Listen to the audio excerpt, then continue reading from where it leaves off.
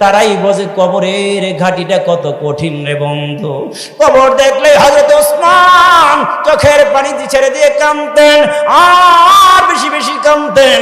মানুষগুলো জিজ্ঞাসা করতো, ওসমান রে, রসুলের দরবারে জান্নাত জাহান্নামের আলোচনা শুনলেও এত কাঁদো না, রসুলের দরবারে যখন থাকো এত কাঁদো না, কিন্তু কবর দেখলে কবরের পারে আসলে তুমি কেন এত কাঁদো?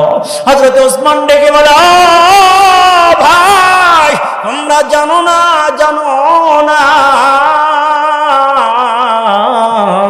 কবর এমন একটি ঘাটি রে, কবরে যদি কেউ ধরা পড়ে যায়, আখিরাতের প্রথম ঘাটি কবর, কবরে যদি কেউ ধরা পড়ে যায় ওখানে আর ছাড়া পাবে না।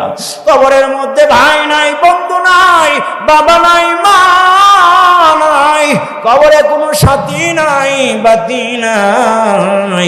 কবরে যদি কেউ ধরা পড়ে যায়, আরে কবর যখন চাপ দিবে, কবর প্রত্যেক দিন ডেকে ডেকে